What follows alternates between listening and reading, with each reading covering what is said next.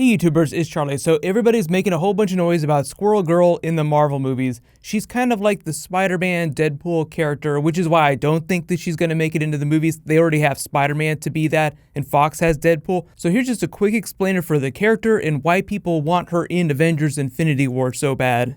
So I thought it'd be fun to do a couple comic book videos today. Everyone has been going crazy about Anna Kendrick playing Squirrel Girl in the Marvel Cinematic Universe. And while I don't think that that is going to happen anytime soon, I'm just going to explain why everyone's going so crazy about it and why all of a sudden right now people are going nuts. You know, rim shot off in the background.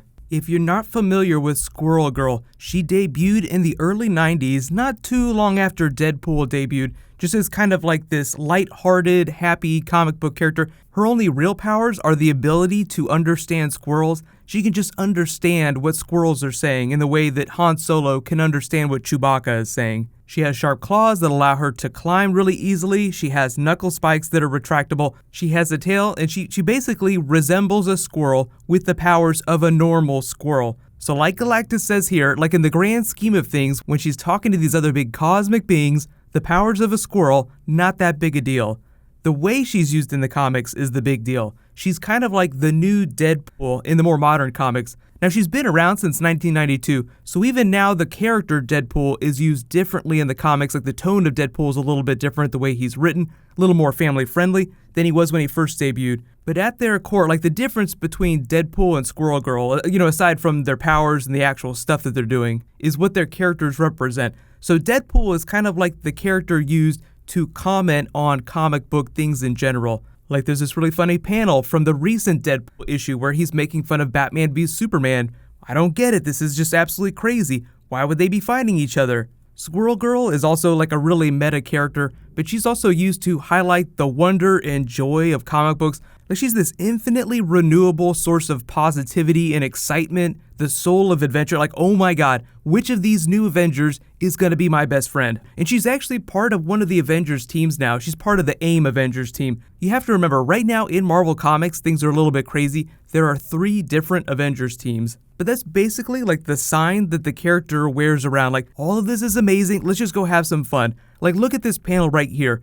Squirrel Girl at a Marvel convention with Howard the Duck. It looks like she drug him along with her and made him dress up as Squirrel Girl, and she dressed up as Howard the Duck. So they're cosplaying as each other, although it doesn't look like Howard the Duck did this willingly. This is kind of what the character represents. Like, this is all just a little bit silly, but it's so much fun. So now that in the movies we're in phase 3, we're moving to phase 4, we're going to have Avengers Infinity War. It's going to be so crazy with 60 plus characters that the Russo brothers are teasing. We have Thanos with the Infinity Gauntlet. The biggest reasons people are talking about Squirrel Girl are because, well, you have all these characters, so naturally there's an opportunity to slip her in as just like a fun Easter egg. But people are like, Anna Kendrick already kind of plays Squirrel Girl type characters in the movies that she stars in, and she looks a little bit like the character. Like, this is some Boss Logic fan art, and aside from just a few teeth enhancements, she pretty much looks like the character. But the reason I think we're not going to see her in the movies anytime soon is because she's just like a little too much. Like, we have the Spider-Man character in the Marvel movies. He's kind of filling that role of the character who's new to it all and just views it all with this great sense of wonder, like, oh my god, being a superhero is amazing. This is just the greatest thing that's ever happened to me. So you just have this great sense of excitement from the character. And that's kind of what Squirrel Girl does. So you don't really need another character to do that. She really works best inside the comics. She is like peak comic book. Like, this Howard the Duck panel is the most comic book thing that you will ever see in a Marvel comic book. Like, I will argue that she has become more comic book than Deadpool, because this comic book panel here is her at a comic book convention. Deadpool is talking more about movie things. He's kind of transcended into the realm of comic book movies, which are comic book related, but they're a little more mainstream. So I will say, yeah, there's totally a chance we could see the Squirrel Girl character in the movies. It's just that it would be the animated movies. They would be much more appropriate for the tone of her character. Like, she has her own version of the Thanos copter. Like, we're never gonna see the Thanos copter in the movies. It's just too much. So let me know in the comments, like, what is the most obscure, funny character that you would want to see in the movies that you would never think that they'd be able to do? Like, MODOK would be funny. Like, they just made Donald Trump MODOK in the Gwenpool comic book. That would be absolutely ridiculous. But hopefully that explains why people are going crazy about Anna Kendrick, Squirrel Girl right now. It's just that the actress was like, yeah, of course, I would love to be in a Marvel movie.